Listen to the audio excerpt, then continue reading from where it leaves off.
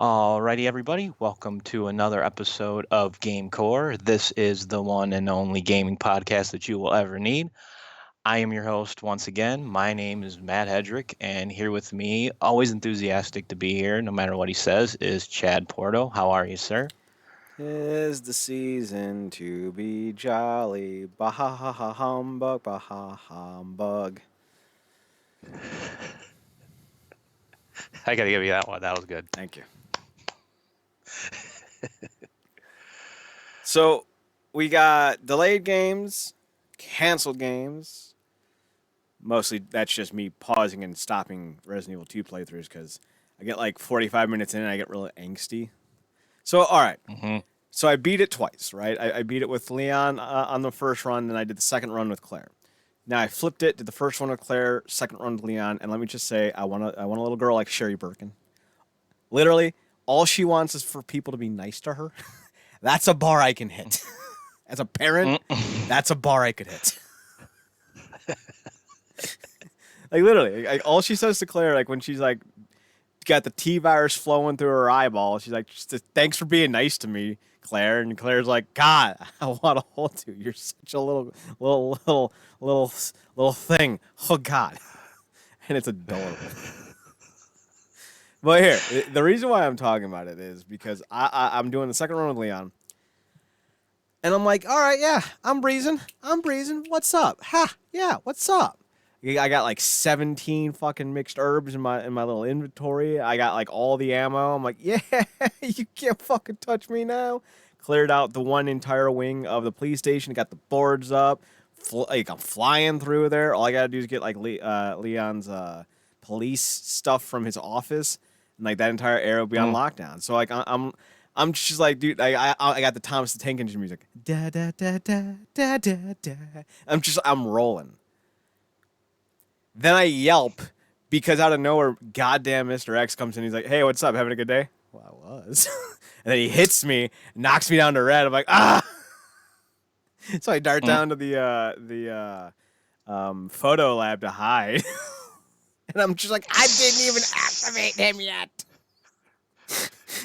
Like, I don't know where it came from. I'm so scared. Was it like the Blair Witch stuff? Like, I'm so scared right now. Like, I don't remember, like, because when I played the Jill second run, I think I activated him. But I definitely didn't go over there this time. Like, on purpose. I'm like, I'm going to get everything I need, and then I'll go fucking deal with the trenchcoat motherfucker.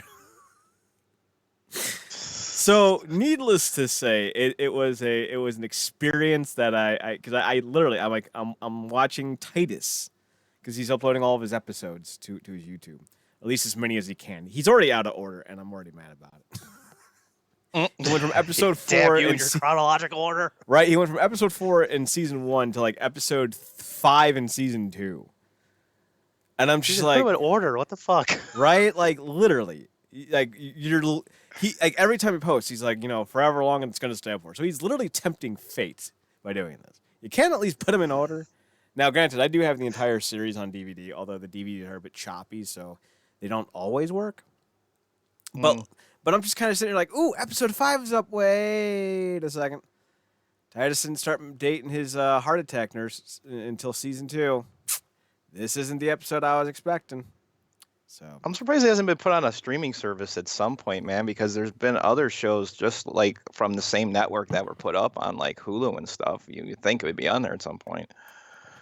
Well, the production company is out of business, I think.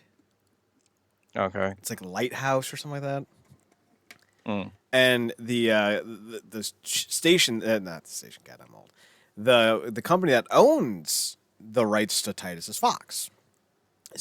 Fox doesn't have they hate him too. Yeah, Fox doesn't have most of their libraries up. Like, I can't think of really any Fox show that is on some type of streaming service. Like the OC was for a little while.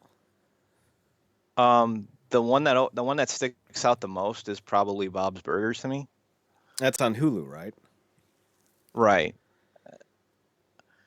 I think Lethal Weapon was up there when it was still around, when they were still trying to do that series. There's not many though. So yeah, and Simpsons is now owned by See, that's also part of the issue because Fox still owns and still doesn't own so much of their content. I don't even think they legally know what they still own. Because a lot of so there's a lot of misnomers. Fox, the station, doesn't own every show they broadcast. So when the deal with Disney was made, not every show became a product of Disney. Only things produced and made by Fox Studios. So if something was made by a different studio and leased to Fox, that would be owned by Disney now. No, I'm sorry. Flip that. If something was leased to Fox, it would still be in retention of the studio that previously created them. And I can't think of any direct examples of, like, say, ABC putting a show on Fox, but I can name an inverse one. ABC produced a show called Reaper that aired on CW. Okay. So it does happen. And Reaper is up on abc.com if you want to watch it for free. It kind of lands on a cliffhanger, but it's not a bad show. I like it. Reaper's good comedy, good semi-clean fun. Gay demons, a lot of inner demon relationships in that show. It's good stuff. So you went out and said hello to a studio. Who is the studio that made Freedom Finger? They go by the name of Wide Right Interactive. They were the ones who created this game called Freedom Finger, and it's like this. It's a side-scrolling shooter game that has kind of the art style of like a Rick and Morty cartoon, and just is pretty much the dirty voice acting of like South Park to a degree. It reminds me of that Dude Bro game with all the off-brand heroes. Like Broforce. Yeah. It reminds me of Broforce. So yeah, that's essentially what this is, and the major gimmicks completely surrounds the ship itself. Is that you don't only just get to shoot. The other options you get to, you can punch objects like switches and other things to interact with the environment. You can also grab the enemies and shoot, like use them as weapons. They all vary with their shooting types and stuff like that. So there's a lot of variety to that too. But the thing that hooked me in the most was the fact that it went like very over the top voice acting and a sense of humor, and it's not shy about being politically correct, let's say. So that's kind of what appealed me to it. So that's why I said, like, hey, they like I told you before we started, they reached out to me. They said, we're giving out stickers or something to promote the game. I've already played it, so I said I liked it, and so you want to review it for the show. And I'm like, of course, because it kind of feels like it's something that's in our wheelhouse. You know what I mean? At least as far as like humor goes and like the art visuals and things like that. I think it appeals to us because we're kind of like, I don't want to say lowbrow because I don't think that's the right term. But I think we do like the darker side of humor, if that's a correct way to say it. Yeah, fair enough. So I'm abstaining from reviewing the game, mostly because this does not look like a game that, to me, would be something that I would naturally enjoy. And, I barely like playing games that I like. Yeah, you have kind of a limited scope that I've noticed. Yes. Like it has to sit within a certain wheelhouse, or else you're just not going to touch it. Pretty much. It's kind of the mindset that if the greatest game series of all time, Metal Gear Solid, can be terrible, then I don't trust any games. I'm very battered husband syndrome with video games. I've been abused too much by games. I bought too many games. I remember getting fucking, what was it?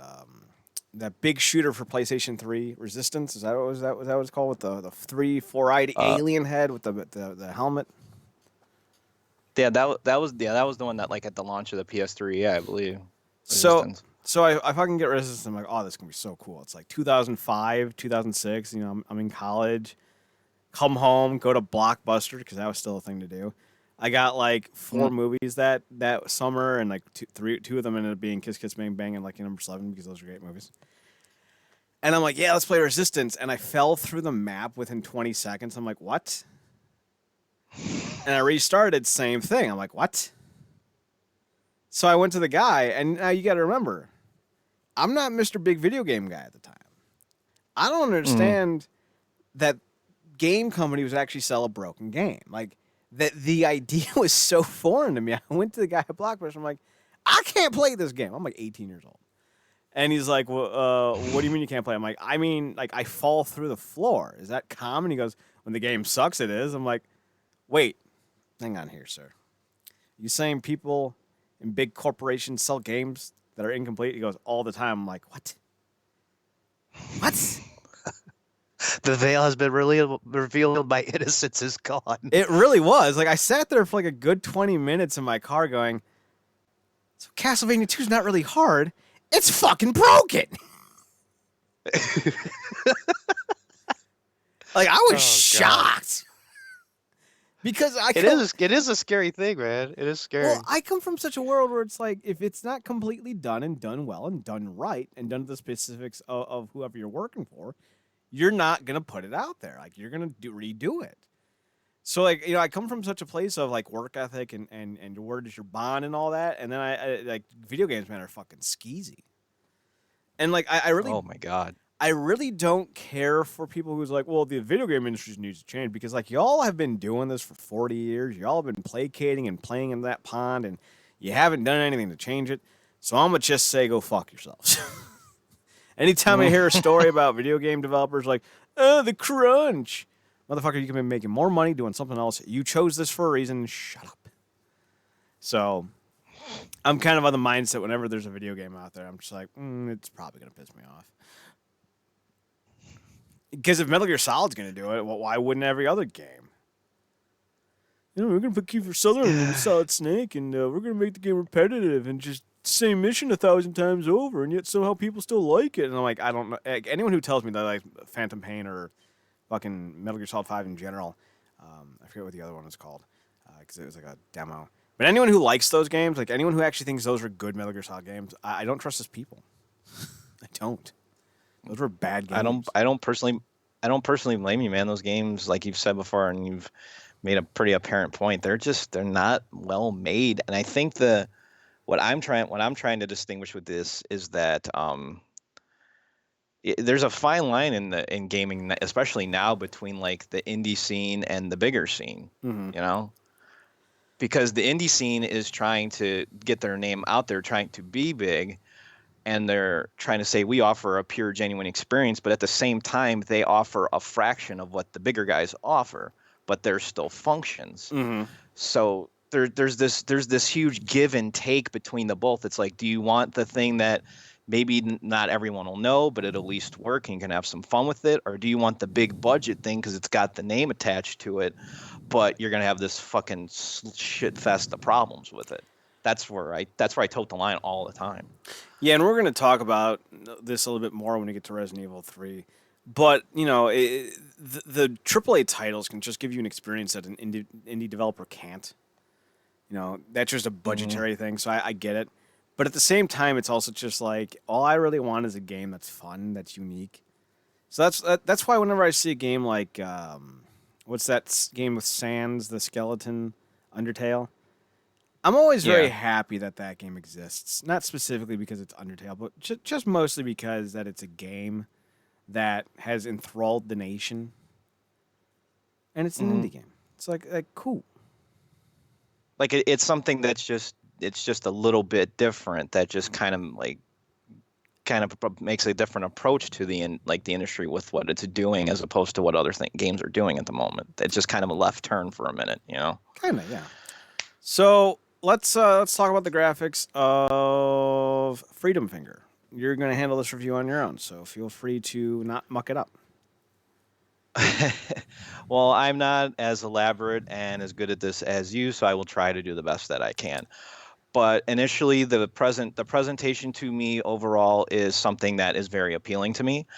I'm all for cartoonish over the top styles, and Hmm. this one definitely nails it.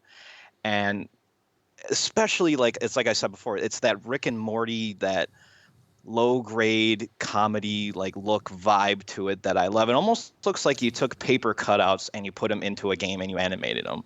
Now that might sound like it's a bad thing in a way, but I think if you're an indie developer and you're trying to do something like this, that's a good way to go because you can do a lot. You can mess a lot with that with animations and stuff. Um, I think the main issue I do have graphics wise though is and I mean this is just due to limitations. A lot of this game is similar in level designs to a degree. There's not a lot different like in terms of the approach. There's only a few different level designs with it. So it does get rather repetitive with what you're looking at, but there's enough variation there to make it interesting, I think, to a point. As far as animated animations and stuff like that, they're silly, they're very over the top. I especially love how all of the different characters you talk to or you're doing things with, they all animate differently and like they really emote and they show it off, and I love that, especially the general in this game, which when I get to voice acting we'll get to that. But as far as the presentation as a whole, it's a solid let's see, you gave me the ability to go half scores because you're not doing this, so I would say a solid 3.5. Okay. Graphics wise, I'd say it's pretty solid. All right. So that takes us to sound. What's the music and verbiage like? Okay, now this the now sound and gameplay kind of go together here, but I'll stick with the sound first. The soundtrack, I love the soundtrack. There's a lot of different tunes in this. There's some light rock to it. There's some heavy metal here. And what it's doing is it's kind of blending itself in with the gameplay to a degree, so it kind of speeds up or slows down depending on how you play. Mm-hmm. So I do rather enjoy the fact that it's incorporating itself in there in some way. So I think that's cool. But I think the main showstopper here is the voice acting because there's a huge voice cast in here of a bunch of guys pretty much in gaming or in animation to a degree. Like see, Nolan North is the general. He's the very I'm all America, nobody knows anything, I know everything, just listen to me, and I love that about him. Nolan North plays that perfectly, especially considering he can play Nathan Drake in Deadpool. I kind of felt like he was perfect for that. You got Sam Riegel, of course. The only thing I've known him in are two things. That's the Amazing Spider-Man and Donatello in the 2003 Ninja Turtles. Those are the two I know him for. He's like Mission Control. I think he does a pretty good job at playing that nerdy geek thing, and his play off the general's funny, and they do have some good moments. The one I feel like is underused the most actually is John DiMaggio. Like he's not in it for very long, and he's kind of has one of the best roles. He's like this like Russian soldier or something like that, and he's always messing with the general. I always think it's funny. The one that's weird, and I don't even know about this guy, is Eric Balza. I when I was looking at the description, it said he was from Rick and Morty, but I don't know what he played in Rick and Morty, so I'm not really totally familiar. But he's like this over the top like Japanese, Chinese or Japanese character, and he's wearing a face mask the whole time. Go figure, it relates to this now.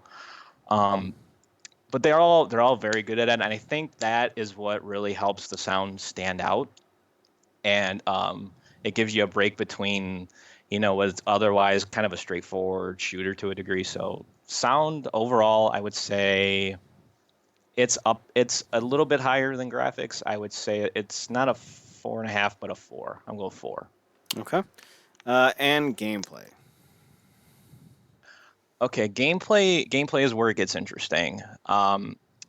At first, this game starts off, like I said, it just starts off as a straight up shooter, but where things kind of take a turn is where it kind of kicks in some variety for you. The first thing it'll do is you not only have the ability to shoot, but you also have the ability to punch things. Like, for example, there might be an obstacle in the environment you need to punch to get through instead of maybe you have to grab something and pull it back or something to open a door. It'll reveal different paths. I like that it's doing that. Oh man. Okay, I thought I lost you for a Nope. second. Okay, and then yeah, it pulls out the environment. The grab is also for you can actually like straight up pull an enemy and use them as the projectiles and stuff. You can also throw them, which I think is cool. Gameplay gets a little bit crazy and a little silly, but there's enough there to like I said, to vary it up and make it interesting and fun. And I think that's the best thing about this is that it is fun and it's hectic and everything works well to a degree. There's no real slowdown or anything like that, so it's pretty good. So if I had to give it on a score, I'm going to go with, I say 4. I say 4 is a fair score for that. All right, and that takes us to fun factor. If it wasn't for how these things all blend together really well, I probably would give the fun factor a lower score, to be honest, because like I said at first, it's just this generic kind of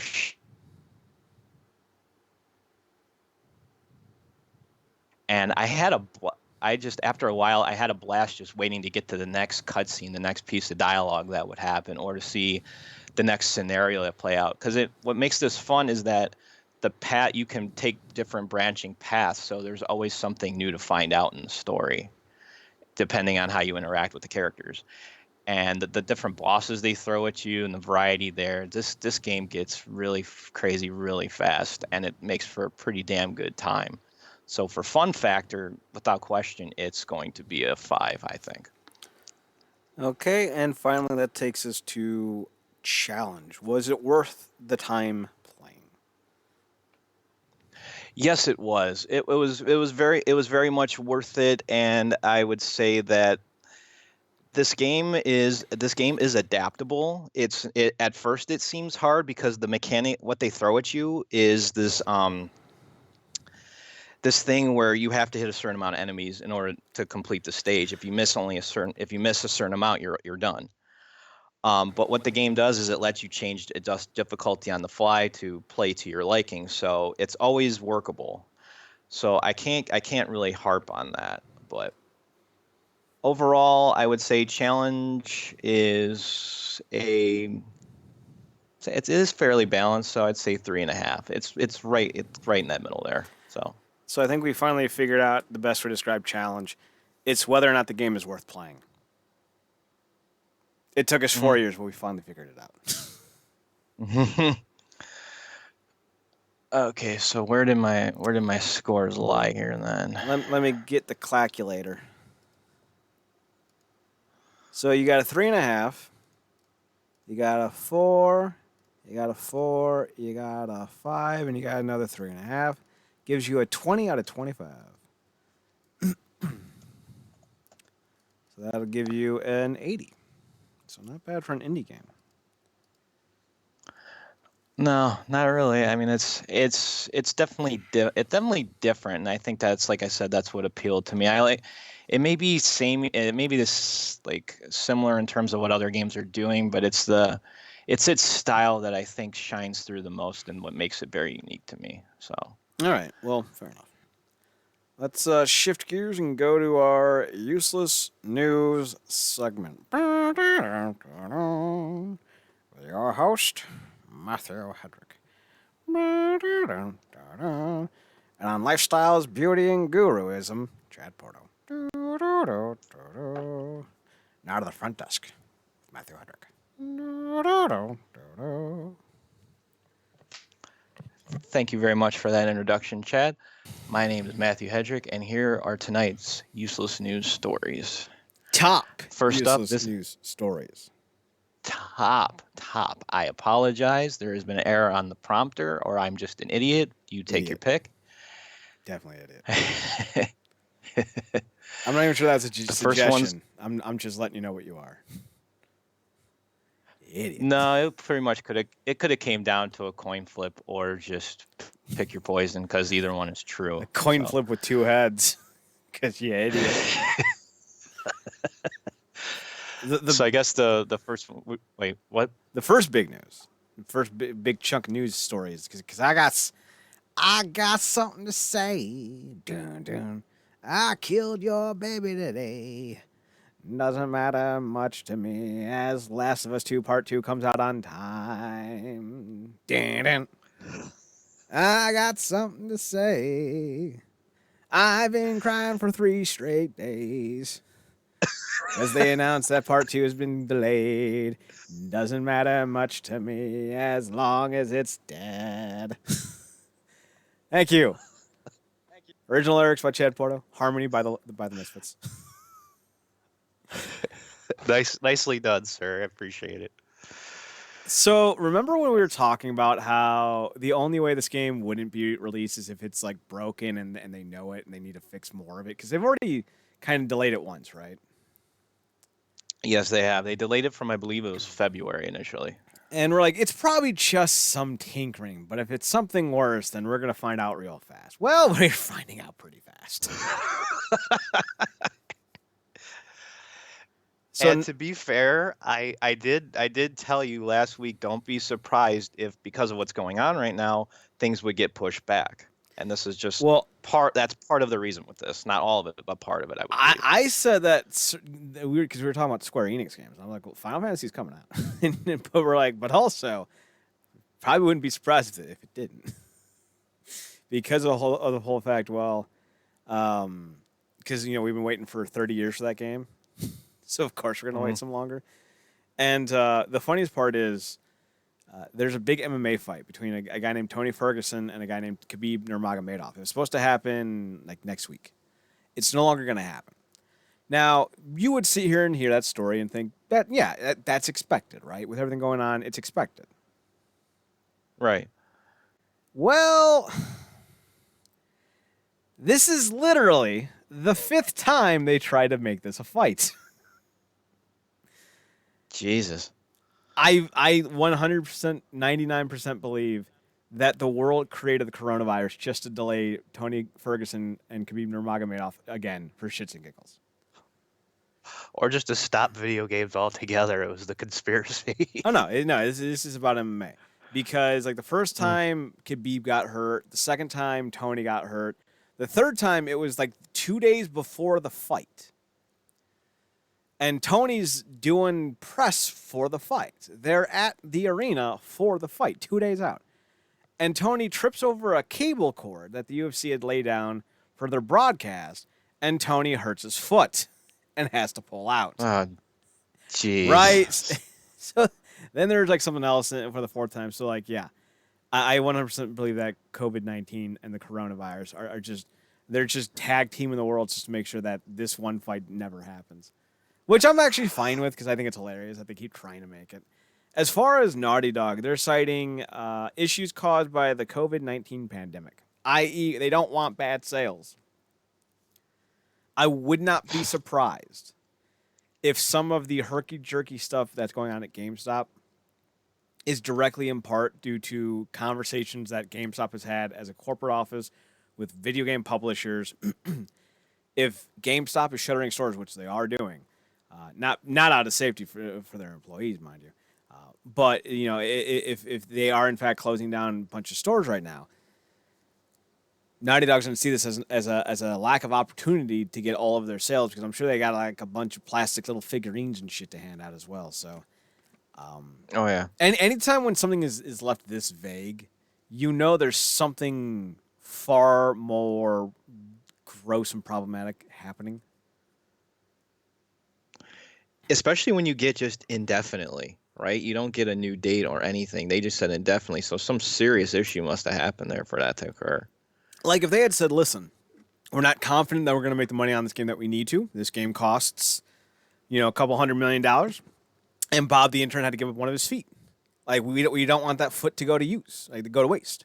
So because we can't have guaranteed shipping channels at the moment, we're going to delay it until things have calmed down. You'd hear that as a consumer and go, well, that sucks, but okay.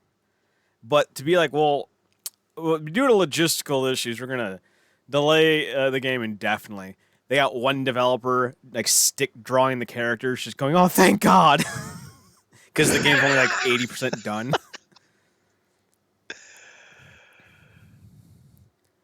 So who knows what it is at this point, but it's not good.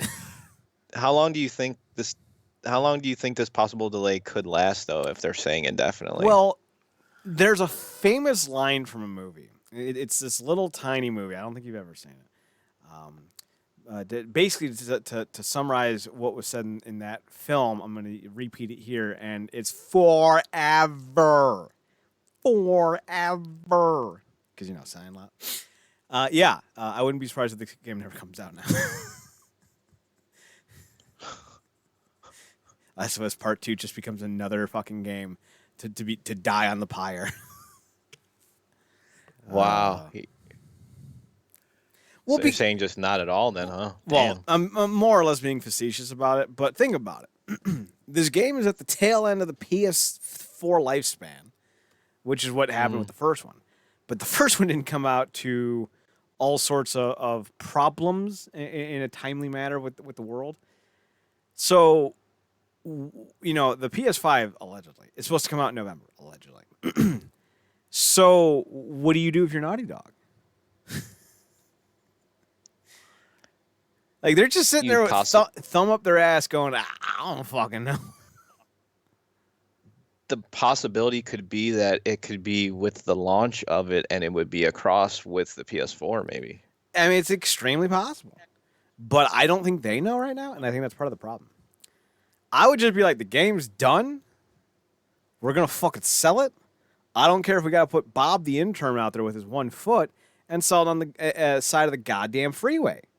We're selling the goddamn game.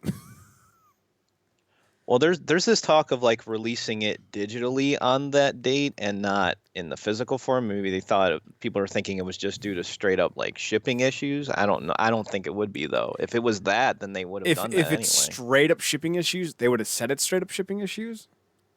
Yeah. Like, that's the thing.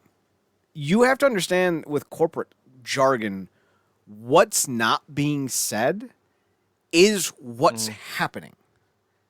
So if you look at this, and there's a lot of kind of innocuous jargon, well, if you think that it has something to do with the game not being finished, that's probably a fair idea. If you think it has something to do with them knowing the game's going to take a bath financially because they're going to release it now, that's a fair idea. Or even worse, if you think the game is bad and it's going to be like just lambasted for 3 fucking months because what else is anyone else going to talk about? Then that's what's happening. Anytime you're vague with your announcements, there's something happening beyond what you're implying. So this isn't just logistical issues. There's something else wrong with this game. I don't know what it is. I don't know if it's fixable. But right now, there's something in this game that they don't want people to play. Otherwise, they would be like, there's literally nothing but time and people who want to fill it. We're pushing this game out now. I don't care. It's not really like fully. You don't think it's fully directly related to the pandemic? Then? I don't. Like they were no. And because if it was, they'd be like, listen, we don't. They would say, right, because it's good publicity. We don't feel that it's advantageous right now to distribute a game and force people to have to put themselves at risk over entertainment. There'd be a lot of people who would be like, yes, we applaud that. Because that's a good business decision. It's good karma, it's good publicity, it's good everything. Like, this is a game that people are going to line up for. People are going to line up for it even more if they think Naughty Dog is being, mindful of the situation. So this is something else to do entirely. Like, something is going wrong at Naughty Dog. And I don't know what it is. It could be an issue with, the gameplay. It could be an issue with, the game not even being done yet. It could be an issue with, they know the game's not good and they don't want to be berated about it for the next 3 months until things calm down. Who knows? I don't. I'm speculating. And that's what happens when you leave a very vague statement as the only source of information. The only thing I could attribute it to as speculation myself is the possibility of them.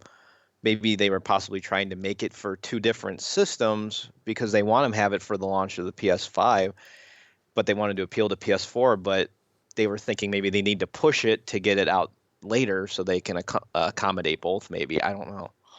That's my only theory on that one. So when was the game set to come out? Do you remember?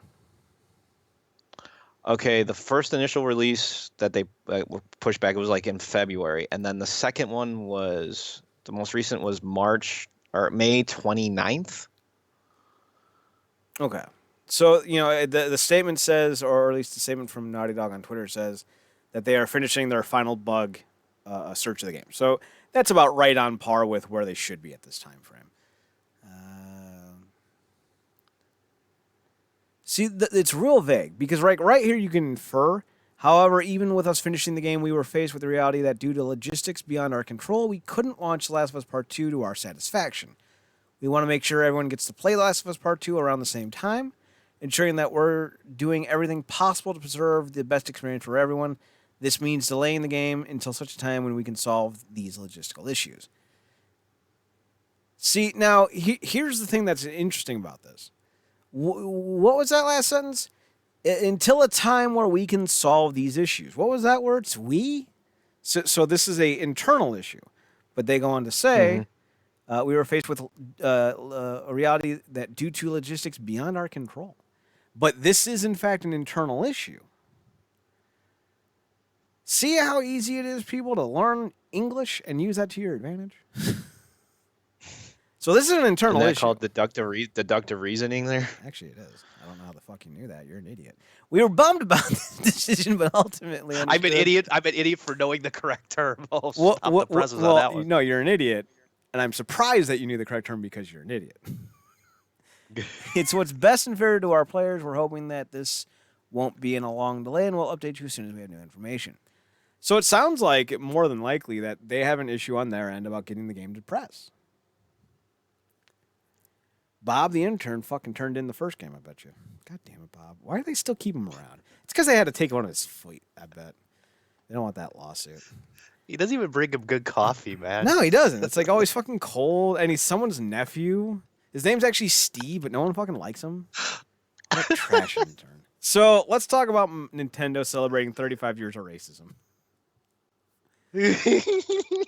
I'm sorry. It's me, racism. A bunch of Japanese people make a fucking homunculus Italian dude that does traditionally racist jobs like plumbing and carpentry. Oh, jeez. No, it's fucking no. We're gonna market it to kids. Racism light. You want to know the fucked up thing? What's that? I love Japan, but they super fucking racist. But you know what? I also don't even mind that much. Cause like I hear stories about like how they don't have post-event staff for like their big arena shows because everyone in the stadium picks up after themselves, and I just go, I respect that. So that's cool shit, dude. Right? That's really cool. So like if you want to dog on Italians and make them a stereotype caricature for your fucking entertainment company that's been around for 130 years, all right. I guess we could give you that one, right? Right, like y'all super shady in your characterization of white people, but also you have great vending machines. I can't even. You're actually polite to us too, Right? Like our racists just wear giant swastikas on their forehead. At least you're like an honest, clean racist, right? And like also like all your chicks want to sleep with white dudes. So like, I guess that's win-win, dude. Win-win. How do you think Fisher got his wife? Let's be honest. Fisher's a hard five. Well, he did a lot of traveling too, so Fisher. I'm assuming payment had to be involved at some point. No, I don't think. I don't think Theresa. Right. That's how you pronounce her name, Theresa. Tessa. I don't know the fuck I came from. No, her name's Teresa, right? No, at least the name he always told me to call her was Tessa. Oh, all right. I thought it was something completely different. But like, I don't think she'd be down for that. She's like an actual nice person, which again, I don't know how Fisher got her. Because like he couldn't buy her. Maybe it was for the visa. I don't know.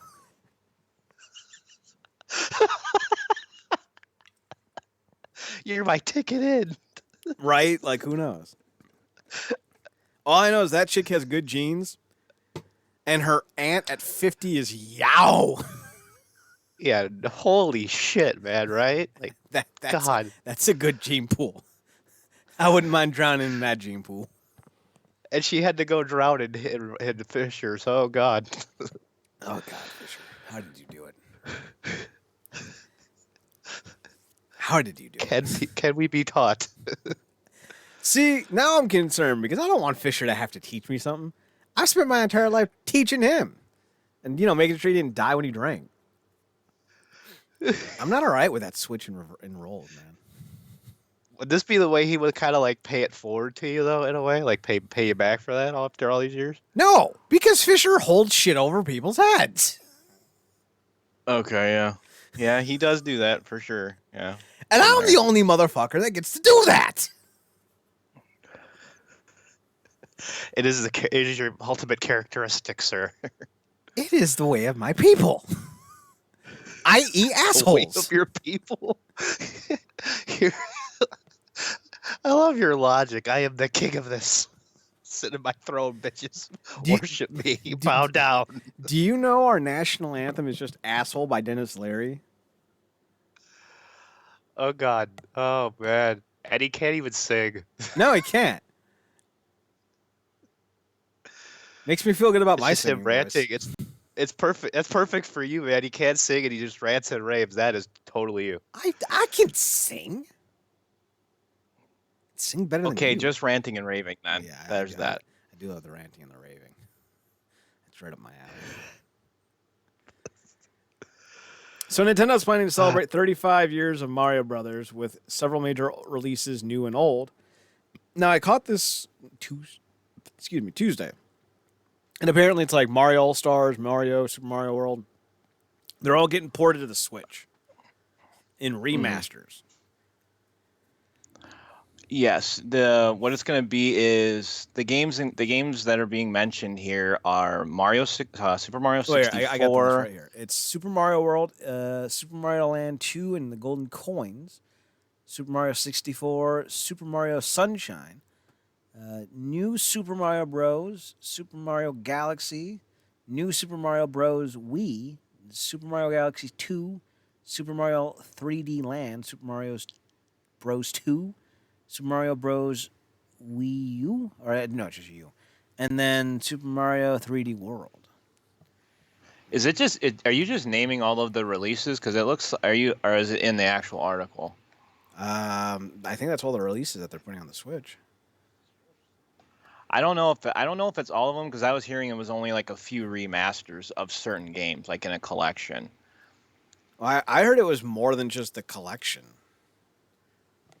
Because the ones I were hearing were it was going to be 64, Sunshine, Galaxy, and 3D World, and there was supposed to be a new Paper Mario in the works. Those are the ones I've been hearing about. I distinctly heard All-Stars at one point. I think the one I would be the most excited for, especially in a remaster form, is Mario Galaxy with like a modern palette to that, because those are still quite possibly my favorite games in the series. Even though Odyssey is a great game, I think Galaxy is still better for its creativity and like level design and different approaches to how you play the stages. I think it's better. So if I were to pick one I would really want, it'd be that. But I think these are going to, I don't know if they're going to be, you could technically put them all in one collection, right? They can't take up that much memory on like a card. Well, it depends how many of the games are going to be on a cart. Depends how many of the more 3D polygonal games are going to be on the cart. Because like anything from like the GameCube on is going to take some significant power. Right. So like you could probably put, some of the side scrollers, like, you could probably fit all those onto one. But I would have a hard time imagining, depending on how many games they're going to end up releasing in totality. I don't know if one card's going to be enough for every game. To the best of my understanding was that they were going to release a lot of these onto the digital Nintendo service thing. the Switch, the NES Online thing where you play the games. Yeah, Yeah, yeah. whatever that's called.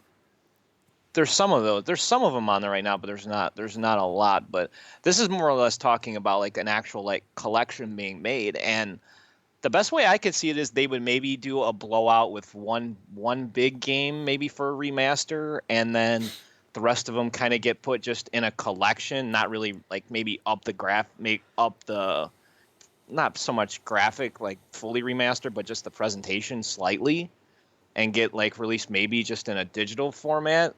I don't know, because it depends on what you really want to like actually do with it. Are you like celebrating it, adding more features or something, or are you just porting them? Because if you're just porting them, just make them part of like those playable services. It might make more sense, I think. We're gonna move on because right now this is literally just a rumor that Nintendo refuses to comment on. So I thought this was actually substantial. Yeah. It is not. There was numerous amounts of people that were talking about this, but it was supposed to be because this was supposedly going to be something that was revealed at E3 this year, but because that's not happening, then the rumor mills start flying around, So Borderlands 3 dev says they won't get promised bonuses despite record-breaking sales. Now, I saw this before. Inside Gaming talked about it. And, I have a hard time. This is going to be the don't care. I was just about to say that. Well, they said something that really kind of like I'm listening to their video and my ears perked when they said something to the effect like a lot of these game developers get a 6-figure bonus. And my ears perked and I just went, why the fuck do I feel bad about you at all then?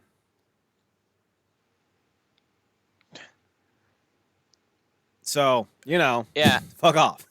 I mean, they're trying to sit there and call him like, you're a sleazeball and you're this and you're that, and it's like, yeah, that's true about all of that, but you guys still got huge bonuses for these games, and you're gonna have, I think, at some point that you have to understand that like the production cost is going to be higher and you might not get as much, but at the same time you're still getting money. Here's the report. The news was apparently broken by CEO Randy Pitchford, who said developers would now receive much smaller bonus checks than the ones they expected, which in some cases were supposed to go into the tens of hundreds or of thousands of dollars. The reason given was that the game had more expensive than anticipated, combined with significant company growth and off-base sales projections.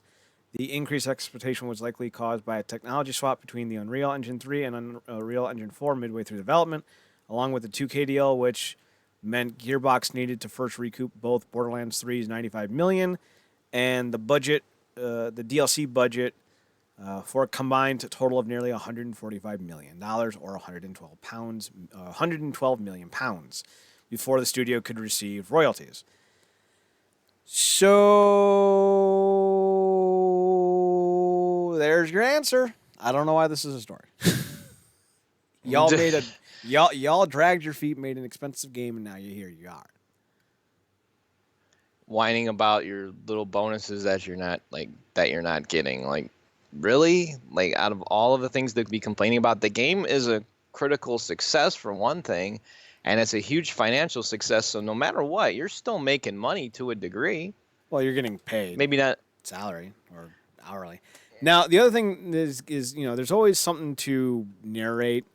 Kotaku's like, well, to contextualize, because to contextualize means to paint a narrative. Essentially saying that Gearbox pays their employees lesser than other studios, but also gives them better on-top bonuses. And here's the thing. You knew this was a possibility, and if you didn't, you're an idiot. When you work per whatever, I work per page view, you have to navigate the possibility you're going to have a bad month.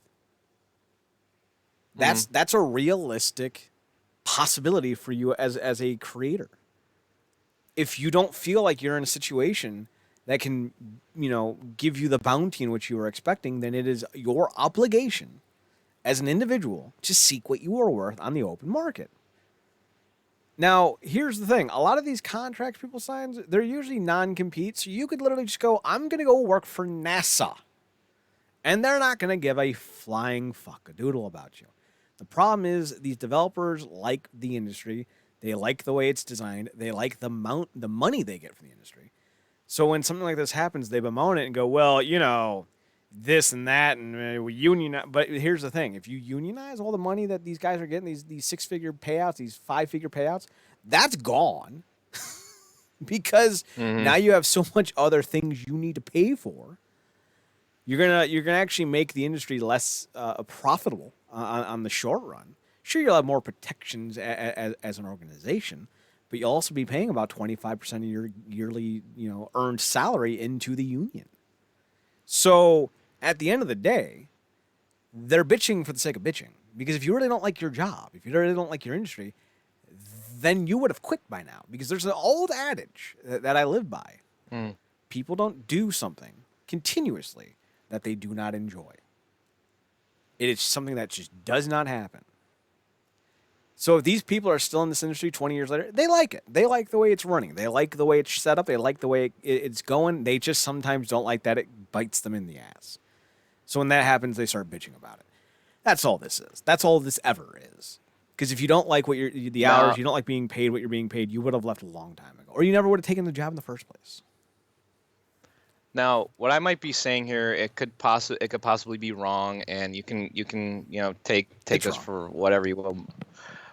I'm just throwing this out there. So what I'm basically understanding from you is that if you unionize, you're protecting these people or whatever, but at the same time they're going to be bitching that they're not getting their pay, whereas the other side kind of works as the opposite way. Yeah, literally that's how it goes. When you in today's culture, if you don't have a union, you stand to gain more on the top end of your earnings if you are someone of value. If you are the director or the top designers of the game. Like if you're some data crunching bug muncher who's just looking for every break in the game, no. A union's not going to hurt or help you. But if you're like the developer or if like you're one of the leading design artists, a union's going to cap how much you can make. Because now the company who you work for has to deal with unions. So, yeah, you get more protection, but you also end up losing more opportunity to make more money. So it's kind of just a catch-22. Which do you prefer? For me, I don't like giving any organization my money that I don't get a direct say in how it spends.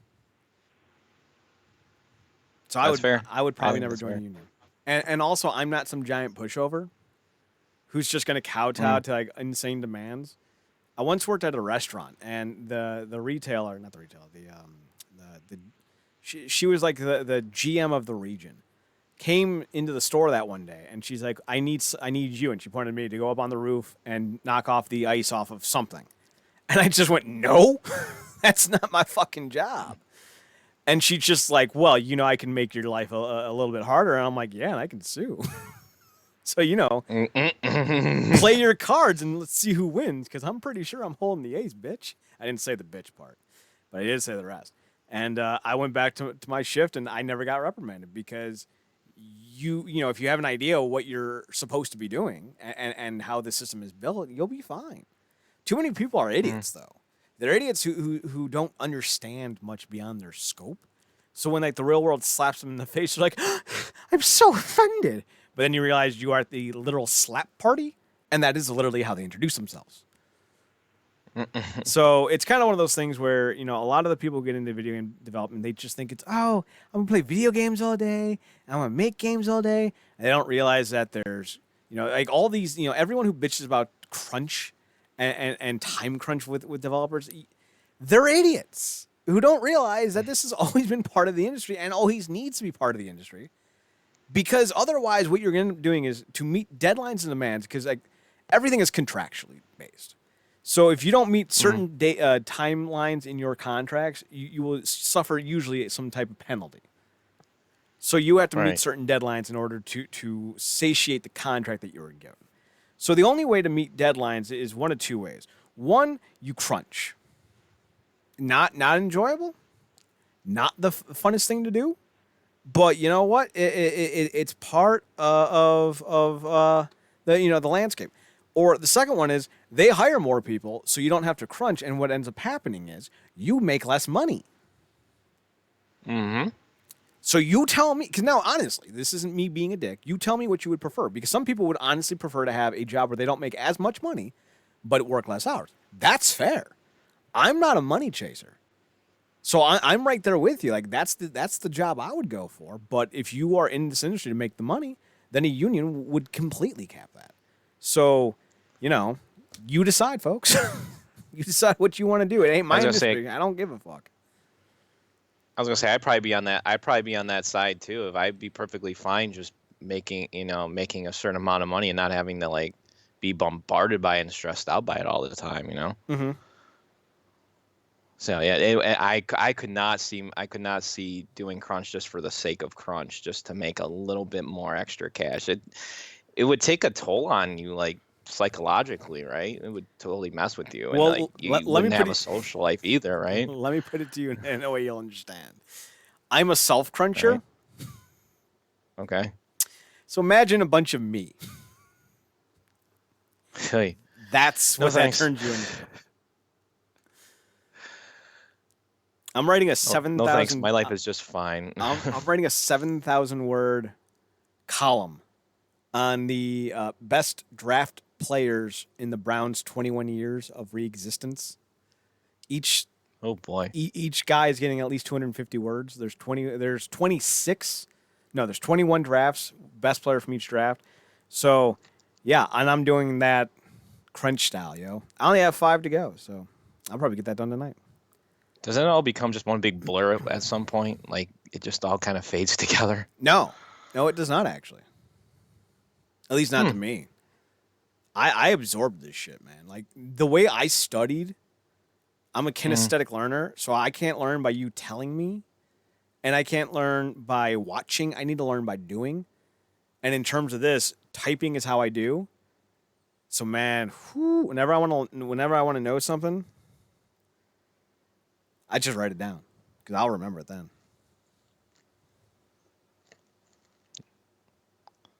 Oh man!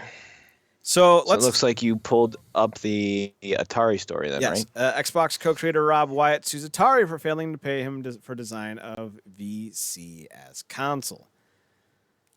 It looks like trash. You shouldn't get paid. Was this thing even released? No, it still has not been released. Well, bitch, you ain't gonna get paid. This thing has been in like creative hell for like 3 years. I want to say at least 3 years. Gone through multiple different issues. Don't even really have much of a working prototype for the thing. The goddamn thing is like. He's talking about how this is some kind of like he came up with this original design. Dude, all you did was just take the same thing as it originally released and just change the insides of it. That's not any different than the original fucking console. All you did was take off the shit from the past and just smooth out the edges. That's the only difference to me. And you just think you deserve $100,000 for that? Well, it says co-creator Rob Wyatt has filed a lawsuit against Atari for failing to pay him for the design he did on the creating the Atari VCS console. Tin Giant, Wyatt's company, filed the lawsuit in federal court in Colorado, alleging the breach of contract and defamation. So, there you go. I'm sorry, but I don't think the co-creator of Xbox needs any more money. So sit down. No, especially for something that's doomed to never come out, and even if it does come out, no one will care. It will fail, and it's had such a fucking troubled history, and every update people get on this fucking thing doesn't even have to do with the system. Like I think the last update, which really got on people's nerves, well, first it was the casino thing that they were showing, and then on top of it, it was like, hello Atari VCS fans or whatever, take this money to go gamble at our virtual casino. Oh Lord. So why? We're never talking about Atari again. So moving on. Final Fantasy VII. Failures. Final Fantasy VII Remake shipping early amid COVID-19 disruption. Square Enix reveals European and Australian players may receive the game sooner than April 10th's launch. And Chad has bought a ticket to all of Australia and Europe to commit acts of heinous crime out of anger. Poland is burning down. The Golden Coast of Australia, I don't even know if that's a coast, is on fire because I didn't get an opportunity to get Final Fantasy VII early like these other motherfuckers. Burn, baby, burn. Burn, baby, burn. Disco Inferno, burn, baby, burn. I mean, I can understand why they did it to kind of because of all the shipping delays and issues, especially with supposedly like non-essential items and international things like that. They wanted to get it out slightly earlier, but I believe that the delay was like already in effect before they decided to make this choice, right? I think. I don't know. Fuck delays, fuck re-release, fuck. I'm just so done with all this goddamn nonsense right now.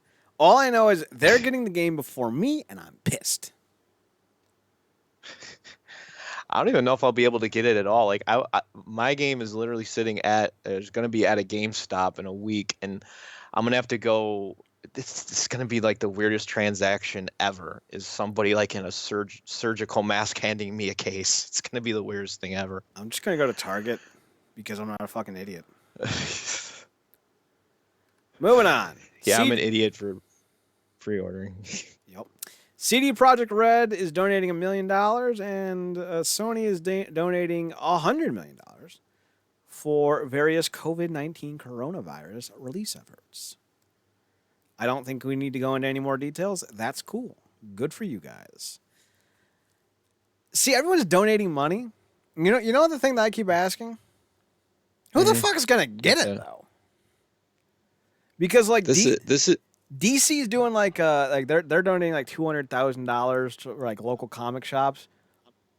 Right. Who gets that money? Yeah, like where's the list, bitch? Are we on the list? Right? So I don't know. Fuck off. IGN announces its new Summer of Gaming digital event and E3 replacement starting this June. I feel like you have jumped into this camp a little bit late there, IGN. Just a slight bit. Yeah, it's supposed to be their replacement for E3 because of the pandemic and everything. And quite frankly, them doing this now, like you just said, it's like why couldn't have just been a thing initially? You know, why wasn't this just a thing after like one E3? I do want to see the more developers to sign up. Is that they have Google Stadia here, so already this event has no credibility. IGN fails. Or Twitter, for that matter, right? Well, I get Twitter because you want to live tweet everything. But Google Stadia is a joke. Last up that I have is Resident Evil 3 is kind of not the hit everyone expected it to be. Yeah, it's like kind of got this like real big divide in terms of reviews. Now, I watched a woman who was a former trans porn star who's now doing video game reviews on YouTube. Didn't even realize who she was. I just Googled Resident Evil 3 review.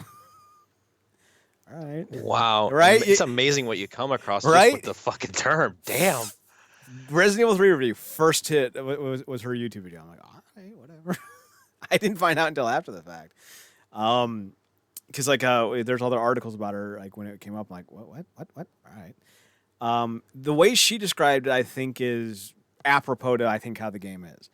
It's not structurally as beautiful, if that's the right word to use for Resident Evil 2, because like you could shoot a limb in Resident Evil 2 and then watch it like slowly like drip and goop off its body and drop. It's gross. And now this is kind of like it just kind of disappears. So like, you know, there's a bit of a difference in that regard. So clearly all of us jesting, oh, they were making them at the same time. No, apparently that's not the case, and that they rushed the hell out of this game. But as far as most of the reviews and complaints I've seen, it's about the ridding of something that we knew was going to happen, which was the split path playthrough. We knew that wasn't going to, you know, the quick time, like, do you run or do you fight? We knew that was not coming back for this game. Yeah, it's very streamlined now, from what I've been hearing. And that has everything's kind of put together. Yeah, and that has angered a lot of people who really, really enjoyed that mechanic. Those two cruxes seem to be the biggest complaints. It's not as polished fluidity with its graphics, and it also doesn't have one of the more remembered gaming aspects of the third game. Now, for someone like me who never played the third game, because Nemesis scared the fuck out of me, again, you have to remember, I was 12. Yeah, I don't think kinda, I'm gonna. I Kinda, don't kinda think. fits. Yeah, I don't think I'm gonna care. Like I never played the original. I played the first one and the second one, so the remakes, for both those games had a lot to live up to. So I understand the people who look at this game and like, well, it doesn't remind me of Resident Evil 3. That's fair. But also, and I jumped on you last week for saying this, but apparently it's true because I never played it. The Resident Evil 3 originally was more action based, so I got to apologize for you. Don't get used to it. You were right. But I also don't see that as a problem. Mostly because in a zombie apocalypse, I want to shoot things. They're zombies, and hopefully, Plus, this is a game I can actually play, like, and it appeals to me a little bit more. Hang on, you can't play shit. Come on, you're gonna die 1,000 times. You're gonna die so many times. I'll have fun. I'll have fun dying. Right? You're gonna die so many times. The game's gonna ask you, "Do you want to continue?" You're gonna click yes, and it's gonna say, "Are you sure?" What am I signing? The user agreement? Essentially. In a zombie apocalypse, I'm hoping my annoying neighbor, whose dog won't stop barking, gets bit, so I have an excuse to shoot him. The legs will go just to get a little bit of vengeance. Good lord! You're bit. You're bleeding. I had to put you down. No, my dog bit me. I heard zombie. I'm just gonna pull the trigger. Now that makes me think back to Key and Peele, man, when they did their whole like zombie apocalypse like bit. Oh, do you just have Key and Peele and the brain all the time? Are you just looking for like a reference point to jump in with Key and Peele? I haven't referenced him actually in quite a long time. It's been like maybe at least 6 months since I've done it last. I think it can't be 6 months. I think it is. I think it's been like 14 minutes. Talked about him or watched him for a long time. It's been about 14 minutes. 14 minutes. So PC Gamer gives. Well, right back and find out, right? PC Gamer gives this a 78 out of 100. PS4 gives this. These are Metacritic scores. So PC gives it 78 out of 100. The PS4 version gives it a 81 out of 100, and the Xbox One, called the X-Own. I don't hate it. I don't hate it. Gives it an 85 out of 100. Destructoid gives it an 8 out of 10. Easy Allies gives it an 8.5 out of 10. EGM gives it 4.5 out of 5. Game Informer gives it a 9 out of 10. Game Revolution, 4 out of 5 stars. Game Radar, 4 out of 5 stars. Hardcore Gamer looks like they give it a 4.5 or 4.75 out of 5 stars. IGN gives it 9 out of 10. JuxVideo.com gives it a 15 out of 20. You're disqualified for having a dumb name. PC Gamer US gives it a 58 out of 100. I think you're just being a bitter little bitch on that one, PC Gamer. PC Games N gives it a 7 out of 10. US Gamer gives it a 3.5 out of 5. VG247 gives it a 3.5 out of 5. Or a 3 out of 5, I'm sorry. And VideoGamer.com gives it an 8 out of 10. So it's about a B average, which is fine. Because you got to remember, the third game in the series wasn't supposed to be anything special. It was literally rushed. The third game was rushed. It was an idea done just to satiate a Sony contract they had. It wasn't supposed to be part of the main series, but it ended up being more popular than Code Veronica, which was supposed to be number 3. So, it's just kind of how it is. The way I look at it, it almost seems like it was a stopgap between one way of playing Resident Evil and then the next way the series would be presented afterwards. No, because Code Veronica was very much in the same. Or is that? vein. Am I not right on that? No, because you're thinking of it going from Resident Evil 3 to Resident Evil 4. Yes. Right. Okay. Yes. No, yeah. Because Resident Evil 3 and then Code Veronica, and Code Veronica was basically still the same game as the first 3. Code Veronica was supposed to be the third titled game in Resident Evil because it was going to be Resident Evil 1, which was the mansion, Resident Evil 2, which was Raccoon City, and then Resident Evil 3 was going to be Code Veronica, which was going to take place on 2 different islands. Resident Evil 3 Nemesis came out is originally supposed to be Resident Evil Nemesis, which was going to be a spin-off game from 2, and it was going to be on a PlayStation, but because of contractual things or because they liked Sony, or I don't remember why, but they ended up making Nemesis the third mainline game. I think it had something to do with their concern about Dreamcast selling well. Fair. Yeah, considering the history, yeah, for sure. You know, we are very much stop skeletons from fighting only with less joy. We like the nonsense of video games at times, like the GameCube. Big fan, didn't sell well. I understand. Same thing with the Dreamcast. Big fan, didn't sell well. I understand, but I respect what they were doing. But when it comes to, Resident Evil games, I get why they may have preferred the PlayStation to the Dreamcast. I get it. Now I can see why people were saying it's like this kind of feels like DLC to Resident Evil 2 is kind of because it almost initially was meant to be that way. Yeah. The way you're talking, it meant to be like a prequel, right? That's what you're kind of saying. It's actually a prequel. It's a spin-off. It's a prequel and sequel. It starts the day before Resident Evil 2 and continues on the day after. Huh. Essentially, the way they do the story arc is this game's 30 years old, so fuck you if you've never played the original. You're reprising Jill Valentine. And she meets up with hunky Hispanic hero Carlos Oliveira, played by a Middle Eastern dude in the movies. Okay. although I do love the guy who played him in the movies because he also played that Egyptian like soldier samurai dude in The Mummy. That dude was sweet. Remember that dude? He's been on a lot. I've seen him in a lot of stuff, man. I've literally only seen him in those two things. He was in the Deuce Bigelow movie. He was in The Mummy. He was the European gigolo guy that whose tank broke. He was also on USA Network in a couple of shows. I remember him being on Burn Notice at one point. He was part of like a heist gang or something like that too. So yeah, I've seen him in a lot of stuff. Huh. Well, anyway, so Jill meets up with Carlos, and at one point they get separated, and Jill gets infected by Nemesis with the T-virus. So then you take over as Carlos to get the cure for her. He gives him the cure, and Jill has to sleep it off because, Sherry Birkin gets infected with the T-virus. She's up and running literally when she gets the antidote. Big old bitch Jill, she all big old bitch and can't get up because she ain't a 10-year-old girl, apparently. So she sleeps it off. But when she wakes up, they have to escape Raccoon City, and then that's when they nuke the damn thing. And Barry Burton shows up to save them. But you don't even see that it's Barry. Like, you kind of just see, like, it's the side of his face. And Jill's like, Barry? And he's like, you think I'd let you die alone, Xavier? That's a Magneto quote. I don't know why I quoted them. But, yeah. So, like, it's just kind of like how it went down. And I'm just like, I think people were having way too big of expectations for this game. You think they were throwing their expectations on it without actually understanding what it was in a sense? Well, it's like, yeah, I do. I think, when you realize what the original game was, the game was really synonymous with the choose your own path. So when you got rid of that, a lot of people are going to be like, whoa. But I understand why they got rid of it. I didn't care to play it. But people were, need to realize that, like, Resident Evil 3 was always the inferior game to 2.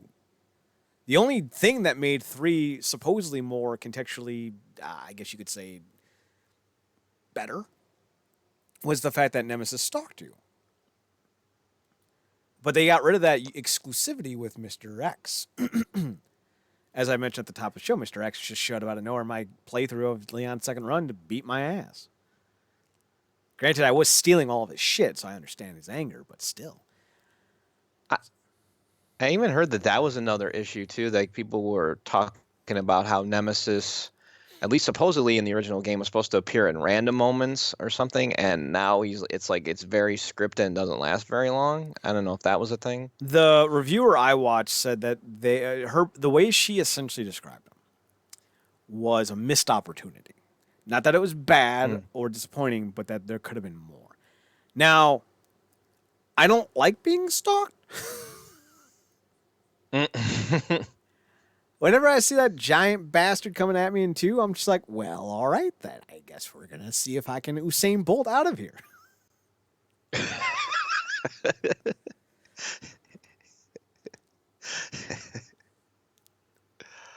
I love your references. They're awesome. Thank you. It's great. I should also point out that whenever I play the game, my back in my office is to my door. But whenever I play that game, I snuggle into a corner so I have all lines of sight. I'm not saying I'm paranoid. I'm just saying I ain't getting caught. That's not paranoid, my friend. That's preparation. There is a Right? difference. Right? I may or may not have a giant blade underneath my bed in the eventual case that Mr. X does come for me in real life. Of course, in that Well, case, you're I'm hoping going like, out of you're fearing that like a 3D effect coming out of the TV set. no, from behind me. Oh shit. Oh Right? yeah, that's even worse. Right? Shit. So I hear her stomping up my stairs. I'm going out my window.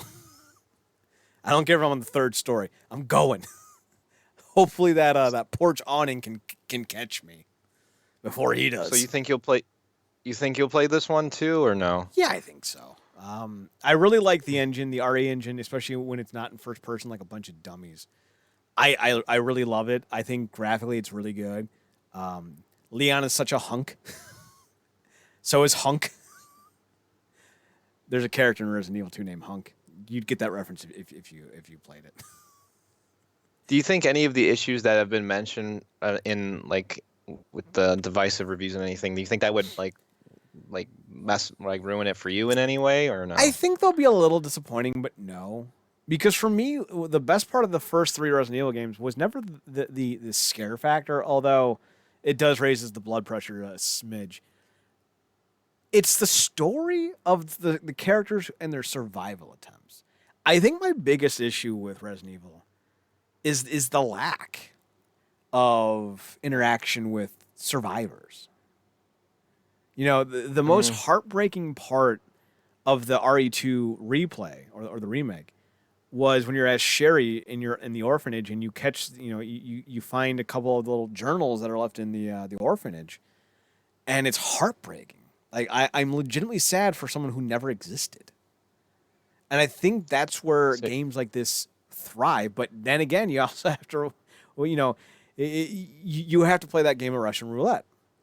If you put in little moments where you can find out things about yourself, like with empathy, you're going to end up finding out who really is a sociopath. Do you want to know?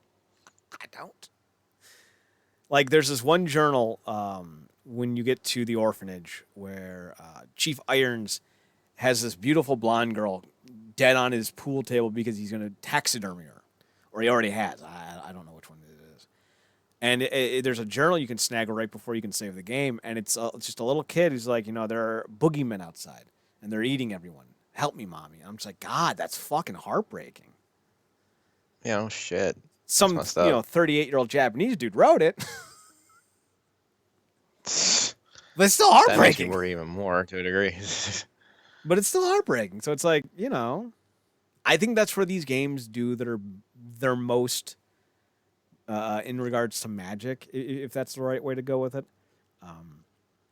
It certainly is a good game, and I have no doubt that 3 is going to be fundamentally pretty solid.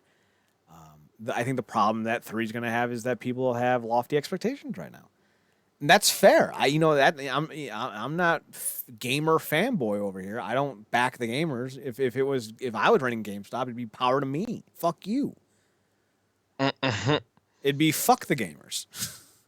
But I understand. I understand the hype for this. Like, I think it's warranted.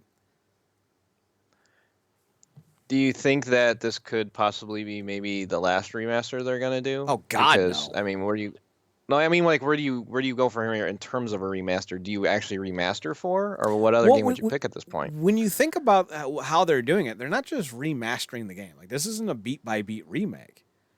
They're changing fundamental aspects of the game. Like Resident Evil 2 expanded on Chief Irons.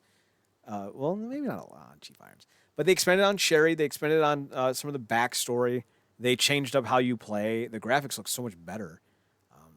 I think what they should do, honestly, because this is always kind of my biggest gripe with Resident Evil as a franchise is, they're like, oh, Raccoon City. Go explore Raccoon City in Resident Evil 2 and 3. But you really don't. It's very linear. And that's how it's always been. I would like them to do like a Resident Evil GTA style game. Put me in Raccoon City as an open world adventure. That would be fun. You can even have like little factions or something that branch off, and you decide who you maybe want to ally with or something, and to move the story along too. I think. I mean, that wouldn't be a bad idea. That'd be good for like online play. But I'm thinking more like kind of like Majora Mask this bullshit. Give the player 10 in-game hours to find a way out of the city before you get nuked. And like make sure there's like 20 or 30 different ways to get out of the city. So that way you can play and replay and replay and replay. That time limit will put you on edge, man, for sure. Right? Not just that, man. but you're in an open city. You know, no longer are you subjected to only 4 or 5 zombies per room. Like you could walk into a city and there's an entire horde. Yeah, I'm just imagining them driving for the first time in a Resident Evil game. That would be interesting. Well, I don't know if you would. Like, I think that's the one thing you may not want to do is put vehicles in there. Because maybe just a fast travel system then, maybe? No. Make your ass run around the city. Wow, man. That's why instead of doing like individual missions where you have to backtrack a lot, you go in a specific area to get your specific way out. So like let's say you want to get out on a helicopter roof. There are going to be different tasks you need to do within the 10-hour time frame to get out on the roof. Or like let's say you want to get out in the subway. There's going to be tasks you got to do there. So like it would be very much navigated to escaping, but also exploring. And I think a game like that could be a lot of fun. I know I would have a lot of fun. Yeah, because if you did it the way things are now, man, that 10 hours would go by really fucking quick. Oh yeah. So like it would be a lot of fun, and I think you could probably do that as a stand-in for the outbreaks. Although if you want to remake a game and stick with the Resident Evil formula and the RE engine and the linear kind of projections, remake Outbreaks. Remake Outbreak 1 and 2 as one game. I'd buy the fuck out of that. Yeah. There's an idea. That's cool. Right? Especially when that game came out, I was still in high school and I was still scared of zombies. I mean, still not, but I've gotten past some of that fear. So like, you know, that's a way to go, I think. But, you know, I wouldn't mind them remaking 4. You know, that game came out 20 years ago. Well, 16 years ago. So, that, you know, long time.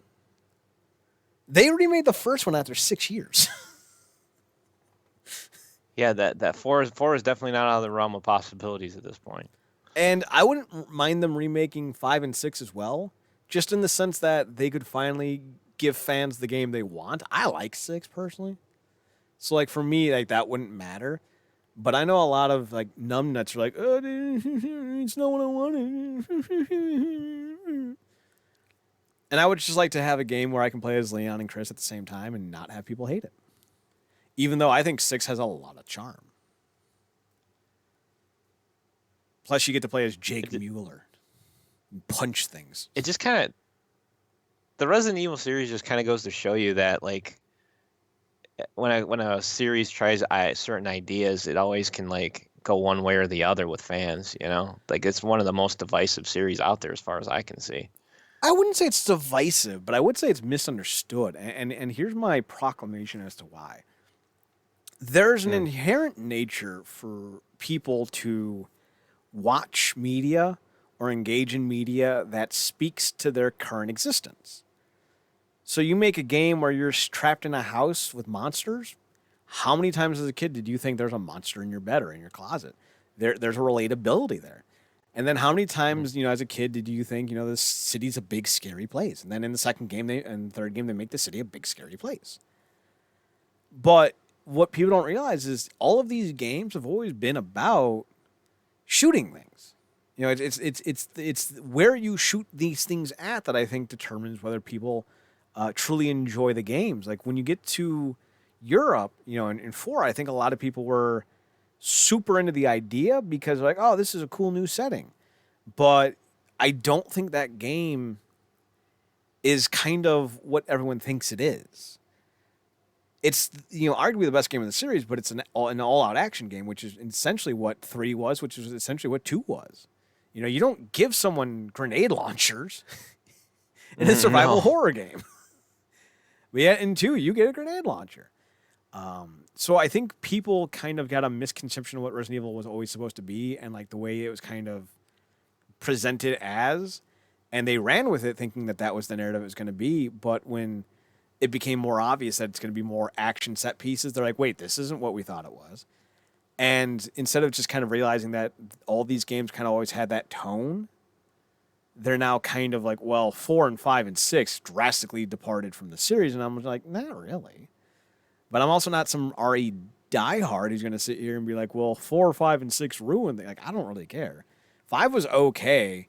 6 was great. I liked 6. But I think the problem with Resident Evil, if there is a problem with the newer Resident Evil games, 5, 6, and what was the other one? Was that you were essentially paired up with someone. And I think Cat Icarus said it best in his review of Resident Evil 0. Resident Evil works better as a game when you're alone, as a character. And I think that's true. So I think if you went into 5 and 6 and kind of stripped that away, I think the games would be better. But I think the issue that you come with in 5 is there was so much backlash about, Chris going over to Africa to fight a bunch of, African zombies. And they're like, well, that's racist. And I'm just kind of like, nah, not really. So they give him Shiva, who was a great character. But it also, when you get that extra character, it also takes away from that, it's scary to be alone idea. And the isolation is part of the fear, I think. I think remakes of 5 and 6 and 4 would benefit the series. And it's not like the games haven't had a action tone as long as they've been around. So I say go for it. Remake everything. Well, yeah, because fear kind of gets taken away when you start giving gigantic weapons to people. What reason do you have to even be scared anymore? You get a goddamn railgun in the third game and a Gatling gun in the second game. Yeah, I'm real scared. Right? Like you're essentially being given the boss killer weapon, and it's super fucking easy. So yeah, it's one of those things where like Resident Evil, I think the ambiance and the desire for what it should be or could be has always been the more driving force behind why fans rebel against certain aspects of it. So if you really want to nail fans with what they want and get them into a place where tone-wise they're getting what they want, keep it in a city, keep it in the States or in Europe, some place where they can have some type of local kind of attachment to the area they're in. And let them explore a city more. And I think that's going to let people kind of really engage in the game in a way that they've always wanted to, but never have been really given the opportunity to. I think that's one of the reasons why... Could be a great ambitious project for them to try, Yeah, I think that's really good. I think that's one of the reasons why... what is that Dead Rising game was so popular? Because they gave you that opportunity to go into a mall like in Day of the Living Dead. Dawn of the Dead. So, I think re-exploring some of those concepts and motifs would be a lot of fun for Resident Evil fans. But Maddie, with all that being said, what did you watch on the YouTube this week?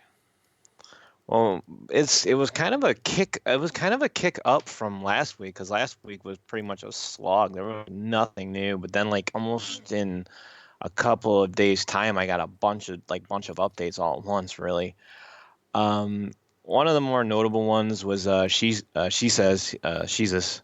did a couple of Boundary Break episodes, and one was on Animal Crossing New Horizons, which I'm not the biggest fan of it, but there were some interesting things he found, and certain glitches and certain things you can do in that game that I found interesting, like especially being able to just walk on top of the entire world and one person sees it one way while you see it another. I thought that was cool. Cuphead was more interesting to me, even though you don't like it. Some of the animation choices within it were interesting. Like, you're familiar with certain games, how you go onto a platform and it kind of lowers itself down, like to take you to the next part of a stage, like an elevator in a sense. With the way this game is designed, there was a part he found where the platform never really is going anywhere. It's locked against a static background for a time limit, and then at the end of that time limit, then it goes down. But for the most part, it's just one static image, just constantly in repeat motion, which I thought that was pretty cool. And there was a lot of other secrets in there. So if anybody's interested in a little bit more of how that was designed, I definitely consider checking that out. Was it Slopes Game Room did a big complete history on the Contra series, which that game franchise went through so many different names in so many countries. I think even in the UK it was like Probotector or something like that because they didn't want to deal with the violence and like you killing other people or something like that, so they had to change it. It's kind of like the Ninja Turtles thing with the Hero Turtles idea, similar. Let's see, Nerd Slayer, he did a Death of a Game on a Blizzard title actually, Heroes of the Storm, and how man, you want to talk about fucking something up. This company really fucked this up. They were investing so much money into one aspect of this series, of this game, that it couldn't go anywhere because it wasn't really meant to be where they were throwing it at. And it tanked because of that. And it really sucks, but it's an interesting look, about a half-hour video, so I would definitely consider checking that out. And then I got there was a huge amount of Matt McMuscle's content this week too.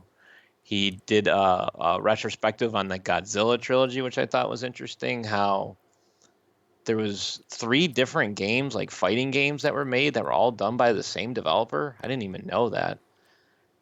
And they were all similar type. They were all similar types of games, and I've never played them, so way he's talking about them, I would want to check them out. And then he did, of course, the again, I'll never get it right, but Wahapon on Wahapon on Final Fantasy Spirits Within. That I remember seeing that. I think it came out like when I was back when I was like maybe just at the tail end of middle school, starting high school. I can't remember what year it was. 2000. But yeah, I think that's right. Yeah, and that I was all excited for it because I had just come off of Final Fantasy VII and VIII, and I do agree with him that it still holds up visually to this time, but the storytelling was a mess, and the budget, like just the sheer budget alone that it took to make it, and how much it made at the box office, you're like, yeah, well, you guys never do that again, please. Or if you're gonna do it, try a different approach because that's not working. But then he harped on Advent Children. I'm like, dude, don't badmouth Advent Children, please. Don't do that. So they had a gameplay sequence from that stupid fucking time travel game. What's it called? Which time trial? If you're talking about one he did Time Splitters. Is that what you're talking about? No. At the start of the video. Oh man, time travel. I don't remember which one you're talking about. Shit. It's a game about a girl who can time travel. She's in college or some bullshit. You have to save a bunch of people or don't save people. Man, I don't think I've played the game, so I don't remember. Whatever. No. The game says something to the effect like, I don't care what anyone says, Spirits Within is one of the greatest sci-fi movies of all time. And I heard that, and I'm like, that's reason enough alone to never play this game. This game is trash. Oh, Life is Strange. You're thinking of Life is Strange. That's it. So, like, fuck that game. Fuck that game so hard. Anyone who thinks Spirits Within is actually a good game is a moron. Is a good movie is a moron. Because it's not. Fundamentally, it's not. Like it fails to tell a story. It's just it's so stoic, and it's like in the animations, and like, you know, there's no character to it or anything, and the premise is just completely stupid. Well, to be fair, that's and it shouldn't even be Final Fantasy. Final. To be fair, that's most true. Final Fantasy games. So. Okay, I'm gonna move on from that. Scott the Woz did a couple of things. He did a April Fool's video about Raid Shadow Legends, how he would never ever promote that in his life because that's just completely selling out, and he doesn't understand why people would like make a video on a game that nobody ever really fucking plays. So I thought that was funny.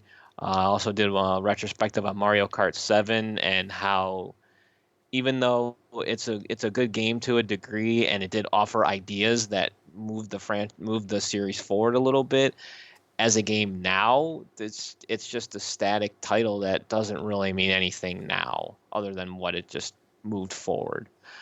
Let's see. Other than that, the biggest one that stands out, I would have to say, is Stop Skeletons from Fighting, his Ring Fit Adventure video.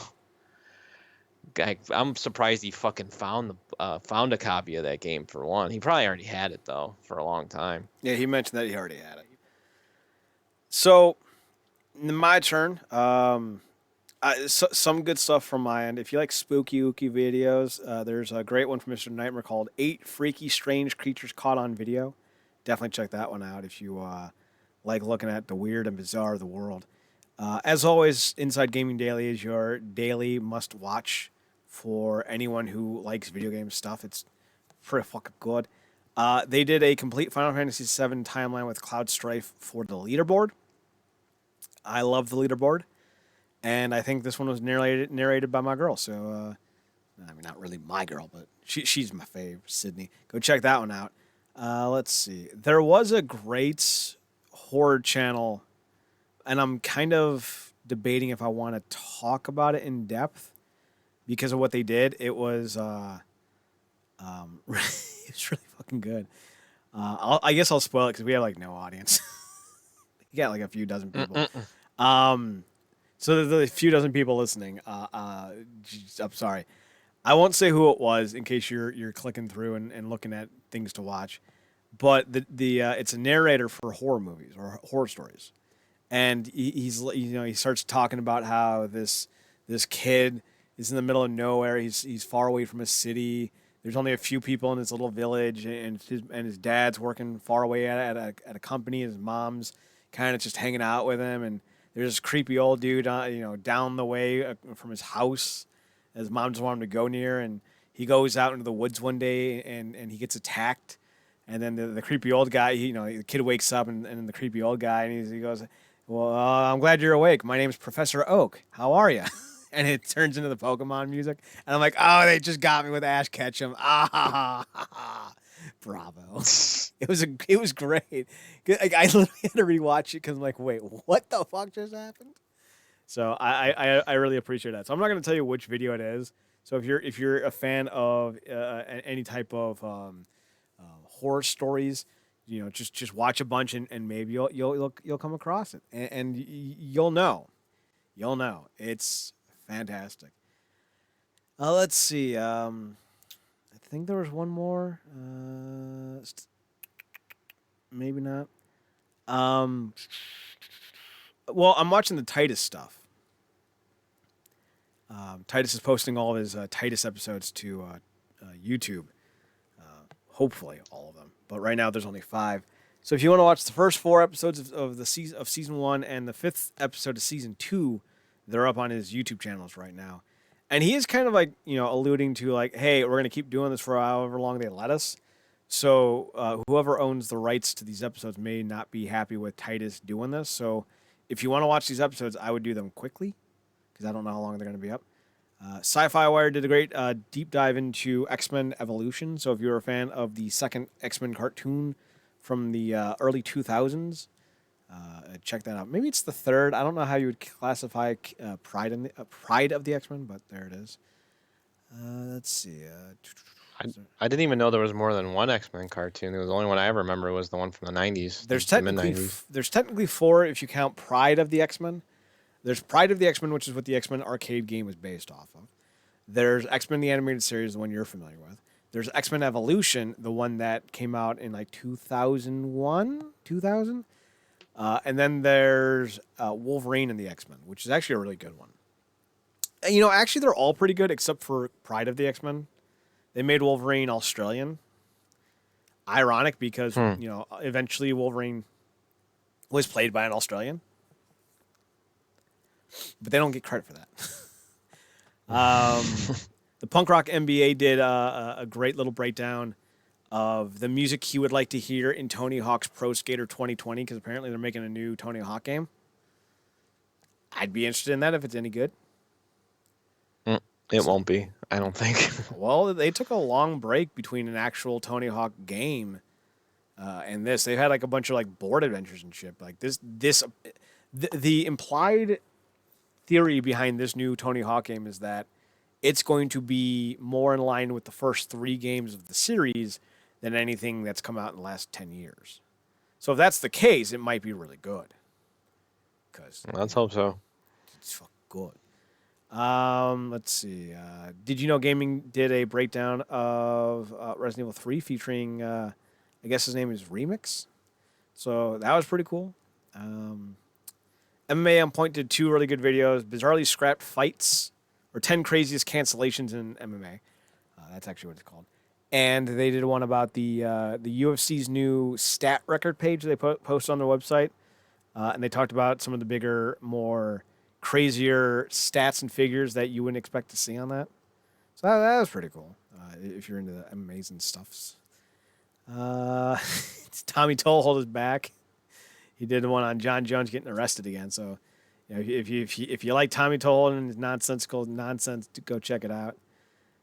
He seems like one of those people you would need in this time, right? Like God. just insane. Well, the funny thing is Tommy Toehold does a lot of the narration for the MMA on Point videos, even though he wasn't one of the original 2 guys to start the channel.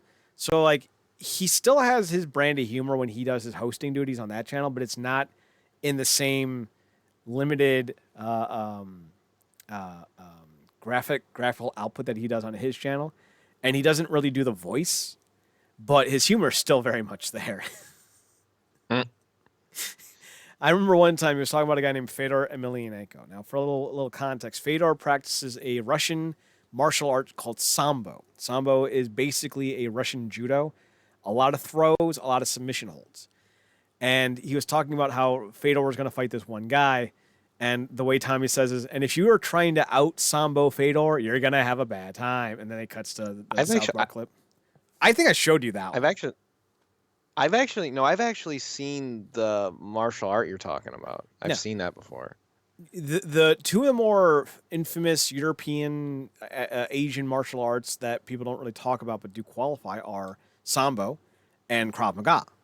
But people don't often associate that with martial arts for some reason. I don't know why. I guess it's because white people invented it. I saw it on a white TV show. If that means anything to you. Russian and Israeli. I don't know if people qualify Jews as white, so I don't want to disparage anyone by saying that. Which white TV show were you watching? Okay, I was watching Burn Notice, and Michael was going undercover, and he was partnering up with a guy who was Russian, and the fighting style he was quoting or trying to use was Sambo. I remember an episode where he was dealing with someone with Krav Maga. He was talking about Sambo because the guy was from Russia, and they're like in this container together, whatever, pretending to be like prison buddy type thing or something. Yeah, that was in like season 4. 3 actually. I think it was 3. Because he was trying to get information about one of the new, because like every season was a new operative from the office essentially, and he knew that he could get information from this Russian dude, and like people were coming to get him, and I remember that episode real vividly. Psych had an episode where the crook Santa Claus gets knocked out by a dude who's using Krav Maga. It's funny how this stuff comes back around, doesn't it? It's always coming back to USA. So yeah, that's about it that I would recommend this week. So yeah. Anything else you want to touch on before we go? No, not really. I mean, with the amount of free time I have now, I'll probably actually get started on those series I've been talking about. I've do a post on that. It's been a while for that, and I actually did get in touch with the local comic book shop, and they were like, if you want your comics, they're here. We can deliver them to you. So I felt like it was a good time to support the business. I don't feel good about letting comic nerds know where I live. Well, I'm a nerd anyway, so I don't really totally care. And I don't even like me the option you to ship it, or I don't even like you knowing where I live. Thankfully, you don't remember, so that's helpful. You be surprised With how much you forget? No, I wouldn't. Now, with how much I remember, because I do know the name of your street and I do know where you're near, so I could figure it out pretty quick. Can you? Because every time you come over, you're like, which house is it? No, I have it pretty much. I have it pretty much nailed down now. I have an idea. Okay. Well, we'll see next time you stop by. Because I'm going to remember this.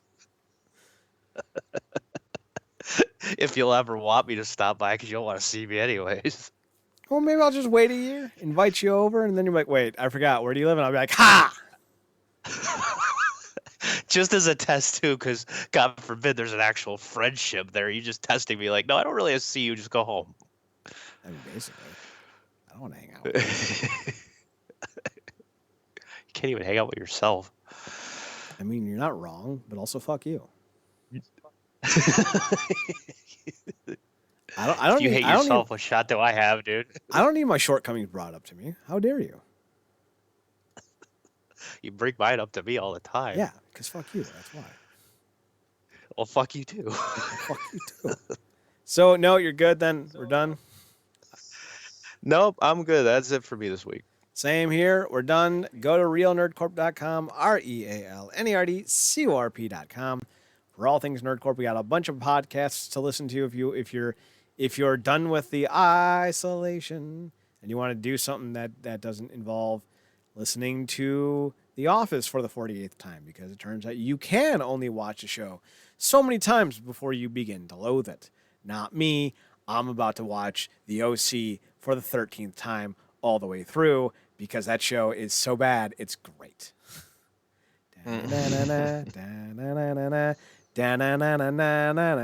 California, here I come. You can also find us on Twitter at NERDCORP, on Instagram at Real Nerd Corp. Matt, where can you be found on your personals? You can find me on Twitch at mnerdcorp and same handle on Twitter. You can find me on Twitter at Chad Nerdcorp, ChadNERDCORP, and on the Instagram at Chad's Photo Hut. I was almost mauled by a peregrine falcon today. Really? Yeah. Crazy, man. I was coming back from a jog, and I cut through a church parking lot to go from the bike path to where I live. And I might be done with that because there's so many people on the bike path now, and I'm like, y'all aren't here every other day. The fuck you doing on my path, boy?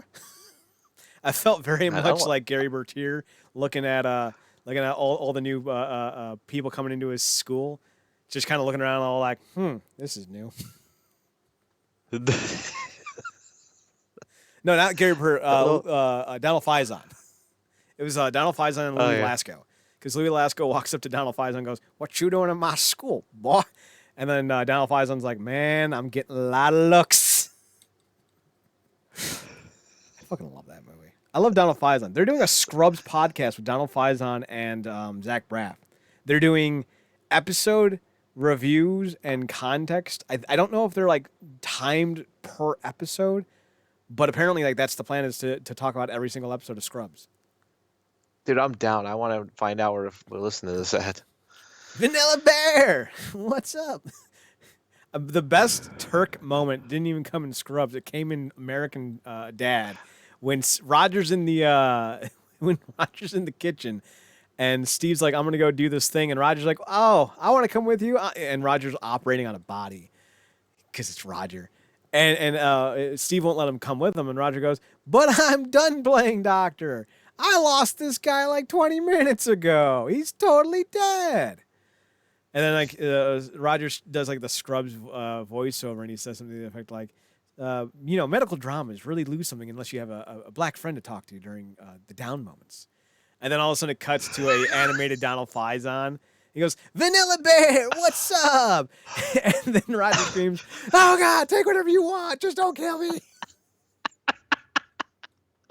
Oh man, that's awesome! Right? Oh my god, Great cameo. that's awesome. So I don't know what I was really talking about, but there you go. There you go.